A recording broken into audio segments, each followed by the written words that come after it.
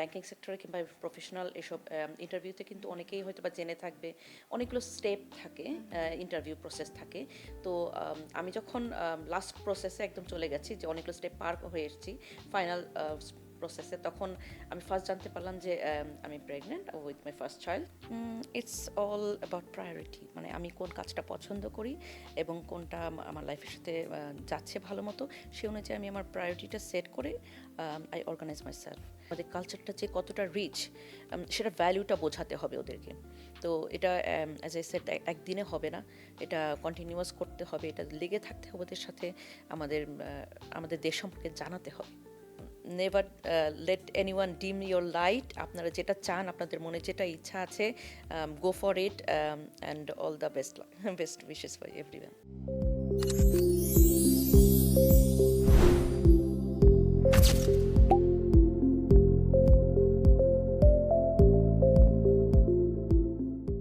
স্বাগতম আপনাদের সবাইকে অনুপ্রেরণার গল্পে। এখানে আমরা কথা বলি সেই মানুষদের সঙ্গে যারা শুধু নিজেদের জন্য নয়, সমাজের জন্য অনুপ্রেরণা হয়ে উঠছেন।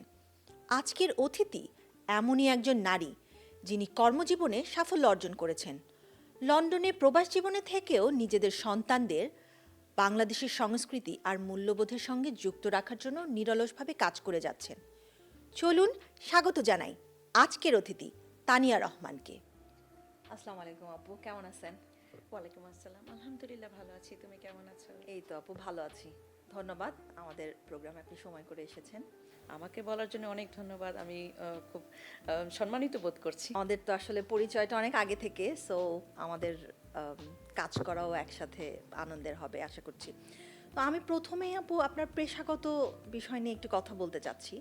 আপনি তো এখন ইউকে সিভিল সার্ভিসে এক্সিকিউটিভ অফিসার হিসেবে আছেন। আপনার এই যাত্রাটা কিভাবে শুরু হলো বা কেমন ছিল আপনার এই কাজের শুরুটা? আজকের এই যাত্রা বলতে গেলে আসলে অনেক আগে থেকে শুরু করতে হয়। এটা আমি যদি একদম প্রথমেই চলে যাই, আমি দেশ থেকে আমি ইকোনমিক্সের উপর পড়াশোনা করেছি, অনার্স মাস্টার্স করে এসেছি। তখন থেকে আমার খুব একটা সুপ্ত ইচ্ছা ছিল আমি ব্যাংকিং সেক্টরে কাজ করব। তো ব্যাংকিং সেক্টরে কিংবা প্রফেশনাল এসব ইন্টারভিউতে কিন্তু অনেকেই হয়তো বা জেনে থাকবে অনেকগুলো স্টেপ থাকে, ইন্টারভিউ প্রসেস থাকে। তো আমি যখন লাস্ট প্রসেসে একদম চলে গেছি, যে অনেকগুলো স্টেপ পার হয়ে এসেছি ফাইনাল প্রসেসে, তখন আমি ফার্স্ট জানতে পারলাম যে আমি pregnant with my first child. তো দেন অ্যান্ড দেয়ার আমি ডিসাইড করলাম যে আমি আমার সময়ের কিছুটা স্যাক্রিফাইস করব আমার বাচ্চাদের জন্য, নার্চার করার জন্য। Maybe this is not the right time to take up this job as a full time, because আমি তাহলে কোনোটাতেই হয়তো বা 100% এফোর্ট দিতে পারবো না। তো তখন থেকে আমার এটা স্থগিত আছে। পরবর্তীতে আমার ক্যারিয়ার সেক্টর কিছুটা চেঞ্জ করতে হয়েছে সেই বাচ্চাদের জন্যেই। তখন আমি স্কুল জবে ঢুকলাম। তো আমার বাচ্চারা যখন এখন সবাই দুজন আছেন, সেকেন্ডারি স্কুলে যাচ্ছে, আমার একটা ছোট বাচ্চা আছে, ও এখন নার্সারি স্টার্ট করেছে। সো এতদিন আমি স্কুলে জব করেছি, কারণ সেই সময়সূচিটা এবং সব কিছু মিলে আমার বাচ্চাদের ফ্যামিলি অ্যারাউন্ডের যে টাইমটা, সেটা খুব পারফেক্টলি সুইটেবল ছিল। এবং স্কুলের সিস্টেমগুলো আমার জানা হলো, বাচ্চাদেরকে আমি সাপোর্ট করতে পারতাম, গাইড করতে পারতাম সেই অনুযায়ী। তো এখন যেহেতু ওরা মোর স্টেবল, এখন গ্রামার স্কুলে যাচ্ছে, সেকেন্ডারিতে আছে দুজনেই, এবং ছোট বাচ্চাটা নার্সারিতে ঢুকেছে, তো আমি এখন চিন্তা করলাম let's get back to my self. আপনার স্কুলের জবের পরেই আসছি, যে স্কুলের জবের যে অভিজ্ঞতাটা এবং এরপরে আপনি আরেকটা জবে সুইচ করলেন, এখনকার যে জবটা, এই যে পার্থক্যটা, এটার বিষয় বা এটার যে এক্সপেরিয়েন্সটা, ওইটা যদি একটু বলতেন।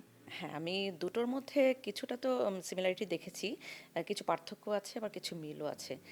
পার্থক্য বলতে গেলে যে একটা প্রাইমারি স্কুলের যে স্কুল এনভায়রনমেন্টের একটা সিস্টেম, কিংবা ওখানে যে কাজ করার যে ওয়ে, কিংবা কী কাজ করার রোল, অনেকটাই ডিফারেন্ট এখন এখানকার সিভিল সার্ভিস জবের ক্ষেত্রে। সিভিল সার্ভিস এখানে অনেক কিছু আরও ডিফারেন্ট সিস্টেম আছে, ওদের অনেক রুলস শিখতে হয়, ওখানে অনেক কিছু ল আছে, রেগুলেশন আছে, কোয়াইট ডিফারেন্ট, যে আমাদের কিছু ট্রেনিংয়ের মধ্যে দিয়েও যেতে হয়েছে। আর যদি মিল বলি, তো খুব সুইট একটা মিল আছে, হলো গিয়ে দুটো ক্ষেত্রেই আমরা we are helping people, supporting people according to their needs. আপনি তাহলে দুইটার যে ব্যালেন্সটা, তার মানে ওটা আপনার আপনার একটার অভিজ্ঞতা আরেকটাতে হেল্প করেছে, এটা এটা তো বলতেই হয়। তো এখন বলবো যে একজন কর্মজীবী নারী, একজন মা, এবং সাথে আপনি একজন সংস্কৃতি প্রেমী, এই তিনটার যে ভারসাম্য রক্ষা করা, এটা অবশ্যই একটা কঠিন কাজ আমার কাছে মনে হয় যে এটা একটা কঠিন কাজ। তো আপনি যে এই যে ভারসাম্যটা করছেন, এটা কিভাবে সম্ভব হচ্ছে? ইটস অল অ্যাবাউট প্রায়োরিটি, মানে আমি কোন কাজটা পছন্দ করি এবং কোনটা আমার লাইফের সাথে যাচ্ছে ভালো মতো, সে অনুযায়ী আমি আমার প্রায়োরিটিটা সেট করে আই অর্গানাইজ মাই সেলফ। যেমন সংস্কৃতি প্রেমী যেমন বললে, আমি আসলে ছোটোবেলা থেকেই এটা আমার মধ্যে, আমি বলবো আমি ন্যাচারালি মনে হয়ে এসেছে। আমি স্কুল থেকেই এই কালচারাল জিনিসের সাথে ইনভলভড। যেমন স্কুলের বার্ষিক ক্রীড়া প্রতিযোগিতায় উপস্থাপনা করতাম, বিভিন্ন বিতর্ক প্রতিযোগিতা কিংবা উপস্থিত বক্তৃতায় আমি অংশগ্রহণ করতাম। তো বিষয়গুলোকে আমার আমার খুবই ভালো লাগতো করতে। তো এখানে সেটার ব্যতিক্রম হয়নি। আমি বেশ কিছু সামাজিক যোগাযোগ মাধ্যমে দেখেছি, কিছু সাংস্কৃতিক অঙ্গ সংগঠন আছে, তাদের সাথে আমি জড়িত থেকেছি, বিকজ এটা আমার kind of stress reliever. And আমি খুব পছন্দ করি নিজে কাজ করতে। অনেকে আসে হবি কিংবা স্পেয়ার টাইমে কোনো বিনোদন থাকতে পারে, এগুলো কাজ করে আমি খুব আনন্দও পাই। তো সে সে জায়গা থেকে আমি বলবো যে আমি আমার সময়টা বের করে নেই, বিকজ আমি এই কাজটা করতে পছন্দ করি, এটা আমার প্রায়োরিটি আছে আমার জীবনে। তো অবভিয়াসলি আমাদের তো আমার যে প্রফেশনাল লাইফটা, এটা অবশ্যই ইম্পর্ট্যান্ট। তার চেয়ে আরও বেশি ইম্পর্ট্যান্ট আমাদের পারিবারিক জীবনটা। সো পারিবারিক যে সময়টা এবং প্রফেশনাল লাইফ মেনটেন করে যে স্পেয়ার টাইমটা থাকে, আমি সেটা আমার ওই কালচারাল যে আমার সংস্কৃতি যে চর্চার ক্ষেত্রে সেটাতে দিতে চেষ্টা করি। তো এভাবে করে আসলে অর্গানাইজ করলে জিনিসটা করা সম্ভব। ও এইটা এই এই জায়গা থেকেই আসি, এই যে আপনি সংস্কৃতির সাথে জড়িত, এটা কিন্তু আপনি বলতে পারেন আমরা যে থেরাপি নেই, it's kind of like a থেরাপির মতো আমার কাছে মনে হয়। যে আমরা জবের যে স্ট্রেসটা আছে, ওই স্ট্রেস, বাচ্চাদের ফ্যামিলির স্ট্রেস তো থাকেই, তো ওইখান থেকে যখন এই কাজগুলোর সাথে আমরা জড়িত হই, তখন আমার কাছে মনে হয় যে এটা থেরাপির মতো কাজ করে। অবশ্যই, অবশ্যই, হ্যাঁ, এটা কমপ্লিটলি একটা ডিফারেন্ট এনভায়রনমেন্ট। আমি কাজে যাচ্ছি, কাজের একটা এনভায়রনমেন্ট আছে। বাসায় আসলে বাসার তো অনেক কিছুই কাজ থাকে, এটা বলে শেষ করা যাবে না। অ্যান ওশেন অফ টাস্ক থাকে, অ্যান্ড দেন সব কিছুর বাইরে একটা আলাদা জগতে চলে যাই যখন একটা সংস্কৃতির মধ্যে যাই, কিংবা একটা বই পড়ি, কারো একটা খুব ভালো একটা গান শুনি, সেটা মনের মধ্যে অন্য ধরনের একটা ভাইব ক্রিয়েট করে, যেটা আসলে আমাদের মেন্টাল হেলথের জন্য খুব জরুরি। আপনি বললেন আপনার 2 বাচ্চা গ্রামার স্কুলে যাচ্ছে, এবং আমরা যারা ইউকেতে থাকি আমরা জানি যে গ্রামার স্কুলে দেয়ার যে জার্নিটা, এটা কতটা স্ট্রেসফুল এবং কতটা সময় দিতে হয়। তো সেইটা তো অবশ্যই প্রশংসনীয় যে 2টা বাচ্চা, এবং এটা আসলেই প্রাউড করার মতো একটা ব্যাপার। সেই সাথে আপনার বাচ্চারা সংস্কৃতিতে অনেক মনোযোগ দিচ্ছে। সো এই যে জিনিসটা, এটা কিভাবে আপনি করলেন? যেমন আমি আগে বলেছি যে আমার কাছে সংস্কৃতি চর্চাটা খুবই ভালো লাগে। এটা আমার মধ্যে হয়তো বা প্রাকৃতিকভাবে এসেছে। সেটা আমরা বাংলাদেশে চর্চা করার সুযোগ পেয়েছি, সেখান থেকেই হয়ে এসেছে। সো এখানে আমি কন্টিনিউ করতে পারছি। কিন্তু আমাদের এখানকার যারা বাচ্চারা জন্ম নিয়েছে, তারা তো আর বাংলাদেশের সেই সংস্কৃতিটা দেখেনি, সে এনভায়রনমেন্টে নাই। তো আমি চাচ্ছিলাম যে তাদের মধ্যেও একটা ছোট্ট বাংলাদেশ দেখতে চাই আমি। তো আমি যখন বিভিন্ন প্রোগ্রামে যেতাম, বাংলাদেশের যে কোনো অনুষ্ঠান হতো যেটা বাংলাদেশ রিলেটেড, আমি ওদেরকে সাথে নিয়ে যেতাম। তাহলে ওরা ওখানে দেখবে, ওরা শিখবে, বিকজ আমি যতই মুখে বলি না কেন, বাচ্চারা কিন্তু দেখেই শেখে বেশি। এবং পাশাপাশি ওখানে অন্যান্য বাচ্চারাও ছিল। তো আমার বলার চাইতে ওরা অন্য বাচ্চাদের যখন দেখবে, ওদের কাছ থেকেও ওরা শিখবে, ইন্সপায়ার্ড হবে, উৎসাহ বোধ করবে যে আমাদের কালচারের প্রতি। এবং অবশ্যই আমাদের রুটটা সম্পর্কে ওদের জানানো দরকার, আমাদের শেকড় কোথা থেকে এসছি আমরা, অবশ্যই এটা ওদের জানতে হবে। তো আমি যখন ওদেরকে নিয়ে যেতাম, ওরা খুব ওগুলো দেখে খুব উৎসাহ বোধ করতো। তো ওখান থেকে আসলে যাত্রা শুরু। তারপর আস্তে আস্তে প্রাকৃতিকভাবে ওদের ভেতরেও এসেছে যে দেশ সম্পর্কে জানা। তো তাহলে বলতেই পারি যে আপনার ভিতরে যে ছোট্ট বীজটা ছোটবেলা থেকে বপন হয়েছিল, আপনি সামহাও এটা ওদের মধ্যে ট্রান্সফার করেছেন বলতে পারবো। হ্যাঁ, ইন সাম ওয়ে, ইয়েস। হ্যাঁ, যে ওইটা। তো এখানে আমি আরেকটা সেম কোয়েশ্চেনই করতে পারি যে বাচ্চাগুলো যে আপনার কবিতা করছে, যেটা আমি পার্সোনালি জানি, আমার মতো যারা আছে সবাই আপনাকে যারা চেনে জানে, আপনার বাচ্চাগুলো কবিতা করছে, গান করছে, নাচ করছে, এবং প্রত্যেকটা প্রোগ্রামে যাচ্ছে, এবং সাথে একাডেমিক লাইফেও কিন্তু ওরা অনেক ভালো করছে আমি যতদূর জানি। এই যে ব্যালেন্সটা, এটা আপনি কিভাবে করছেন? এবং এটা আপনি বলবেন অবশ্যই, কারণ এটা আমিও জানতে চাই যে এই ব্যালেন্সটা কিভাবে করলে বাচ্চারা ভালো করবে। অ্যাজ আই সেড বিফোর, আমাকে আবার রিপিট করতে হয়, সবগুলো কাজের যে প্রায়োরিটি সেট করাটাই খুবই জরুরি। কোনটা আমাদের জীবনের জন্য জরুরি, আমাদের জন্য জরুরি, অবশ্যই সবার লাইফস্টাইল আলাদা, সবাই সবার মতো করেই করবে। তো অর্গানাইজ করতে হয়। যেমন ওদের যদি একটা টিউশন থাকে একাডেমিক কোনো বিষয়ের উপরে, সেটা টাইম মেনটেন করে অন্য যে লেসনগুলো আছে, যে বাকি যে ওদের গান নাচে শেখারও তো লেসন থাকে ওদেরকে, তারপর বিভিন্ন ইভেন্টে যাওয়ার, সেগুলো টাইমটা মেনটেন করতে হয় যে কোন টাইমে কোনটা করব, কোনটা আসলে ফিজিবল হবে আর কি। তো ওভাবে অর্গানাইজ করে করি। এটার আসলে কোনো ওরকম ট্রিক্স নাই। আমি বলবো যে সবার লাইফস্টাইল আলাদা প্রথমত, কারণ আমি যেভাবে করতে পারছি নট নেসেসারিলি অন্য সবাই একইভাবে করতে পারবে। সবার লাইফের আমি বলবো পারিবারিক জীবনটা আগে ইম্পর্টেন্ট, সেটা অ্যারাউন্ডে ঘিরে সবাই যার যার মতো করে যতটুকু পারে যদি চেষ্টা করতে থাকে, বিকজ আমিও তো একদিনে করতে পারিনি, জিনিসগুলো আমাকে আস্তে আস্তে গ্র্যাজুয়ালি বিল্ড আপ করতে হয়েছে।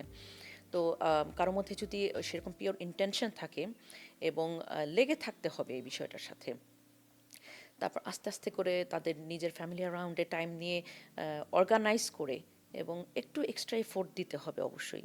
কোনো কিছু অ্যাচিভ করতে হলে এক্সট্রা এফোর্ট ছাড়া তো হয় না। সো এক্সট্রা এফোর্ট দিলে, লেগে থাকলে, ডেডিকেশন থাকলে অবশ্যই কিছু অ্যাচিভ করা যায়। মোট মোট কথা হচ্ছে যে অর্গানাইজ ওয়েতে টাইমটা ম্যানেজ করতে হবে। সো টাইমটা ম্যানেজ করলে আসলে কিছুই ইম্পসিবল না, আমার কাছেও যেটা মনে হয়। Difficult but not impossible. অবশ্যই। তো এখান থেকেই আসি, কারণ আমরা যারা বাইরে থাকি, বিদেশে থাকি, দেশের মানুষজন মনে করে যে আমাদের বাচ্চাদেরকে রুট শেখানোটা এত সহজ না বা এত ইজি না। তো এই ব্যাপারে আপনি অন্য বাচ্চারা যাতে অনুপ্রাণিত হয় বা অন্য বাচ্চারা কিভাবে টাইম ম্যানেজ করে এটা করতে পারবে, এটা সম্পর্কে যদি কিছু বলতেন, যে কিভাবে, ধরেন আমাকে যদি আপনি উপদেশ দিতে চান যে সাইমা তুমি কিভাবে করলে তোমার বাচ্চারা আগাবে, এরকম যদি কিছু বলতে চান আপনি, তাহলে কি বলবেন? প্রথমতই বলবো, যদি অভিভাবকদের আসলে আমাদের ভবিষ্যৎ প্রজন্মকে আমাদের রুটের সাথে অবশ্যই পরিচয় করে দেওয়া উচিত। এটা ওদের বেসটাই কিন্তু স্ট্রং করবে, ওরা কোথা থেকে এসছে, আমাদের ভ্যালিউ কী, আমাদের কালচার কী, আমাদের হিস্ট্রি কী, এটা অবশ্যই ওদের জানা দরকার। পাশাপাশি এক্সট্রা কারিকুলার যে অ্যাক্টিভিটিস আছে, শুধু একাডেমিক জীবনেও না, এই এক্সট্রা কারিকুলার অ্যাক্টিভিটিসগুলো একাডেমিক্যালি ওদেরকে কিন্তু পরবর্তীতে খুব হেল্প করবে। এগুলো কিন্তু ওদের অনেকে জানে কি, হয়তো বা জানে যে একাডেমিক ক্ষেত্রে এগুলো কিছু কিছু ক্ষেত্রে বোনাস পয়েন্ট হিসেবেও কাজ করে, এই এক্সট্রা কারিকুলার অ্যাক্টিভিটিসগুলো। এবং যে বাচ্চারা যতটুকু ক্রিয়েটিভ, দেখা গেছে রিসার্চে যে তারা কিন্তু একাডেমিক্যালি একটু বেটার করে অন্য বাচ্চাদের তুলনায়, বিকজ ওদের মাইন্ড, ওদের ব্রেন কিন্তু ক্রমাগত কাজের মধ্যে আছে, এই ক্রিয়েটিভ থিঙ্কিংয়ের মধ্যে আছে। সো ওদের যে ক্রিয়েটিভ মাইন্ডটা আছে, অ্যাকাডেমিক্যালি ওদেরকে বেটার করার জন্য হেল্পফুল হয় খুব বেশি। সো আমি বলবো সেদিক থেকে বাবা মারা এটা চিন্তা করতে পারে।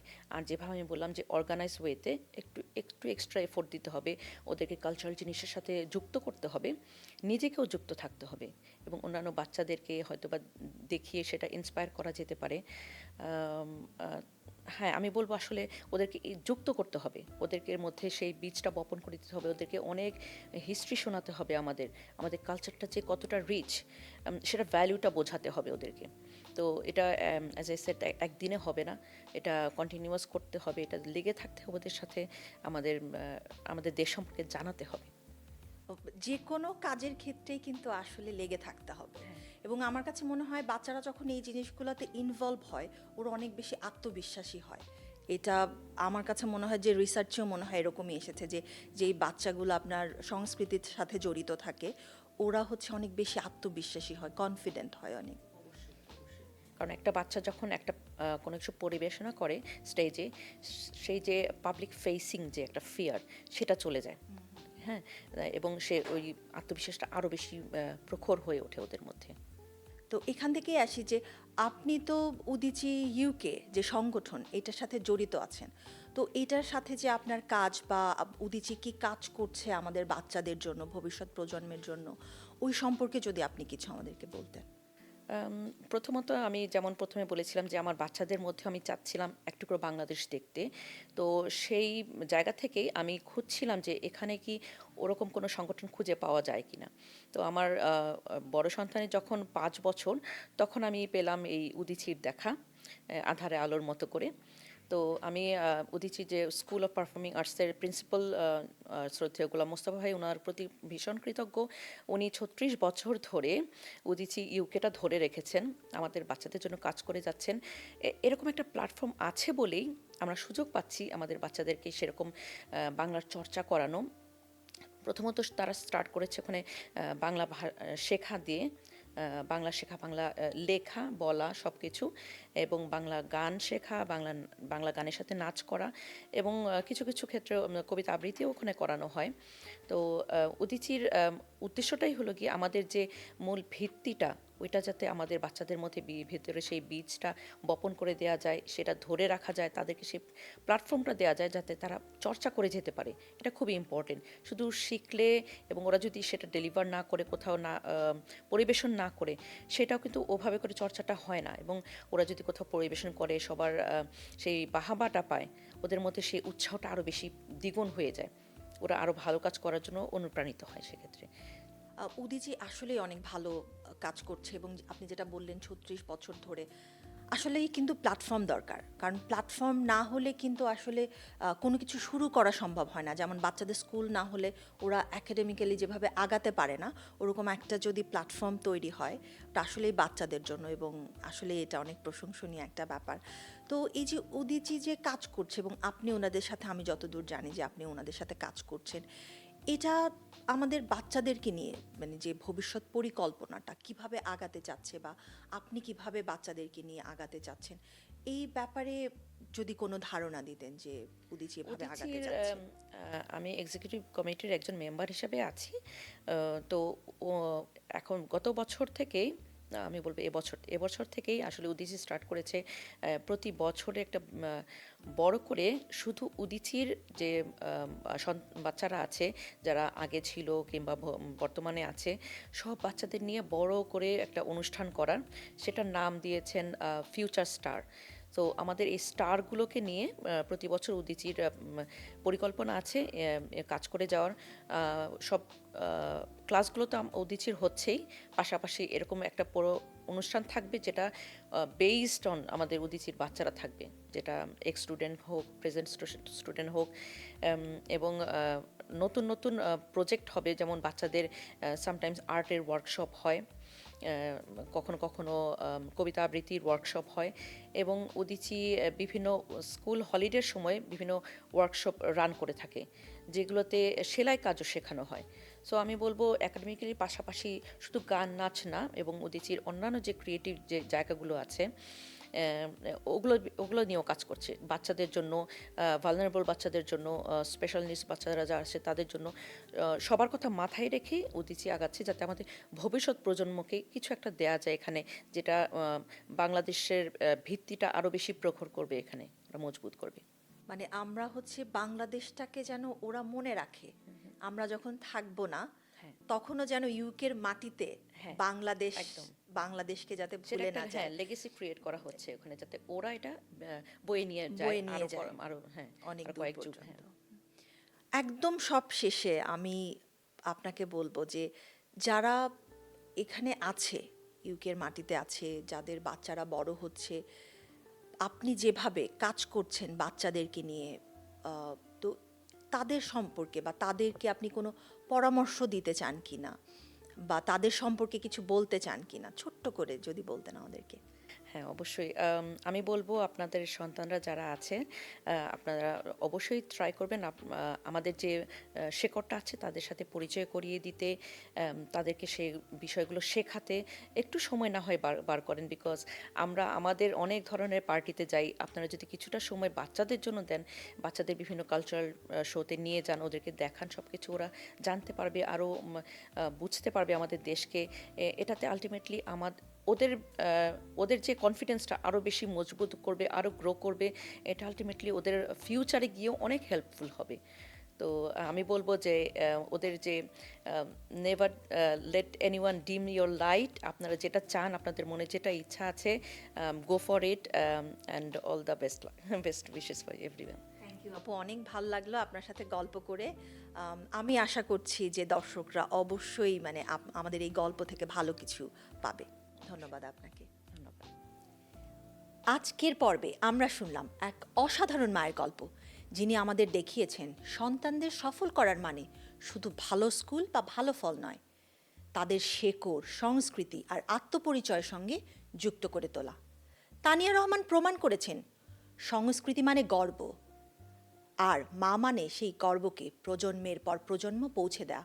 তিনি শুধু নিজের সন্তানদের নয়, অসংখ্য প্রবাসী বাবা মাকে অনুপ্রাণিত করছেন যেন তারা নিজেদের সন্তানদের বাংলা সংস্কৃতি আর পরিচয়ের সঙ্গে যুক্ত রাখে। এটাই ছিল আজকের অনুপ্রেরণার গল্প। পরের পর্বে আবার আসবো এক নতুন মুখ, নতুন এক ভালোবাসা আর নতুন গল্প নিয়ে। সাথেই থাকবেন। ধন্যবাদ সবাইকে।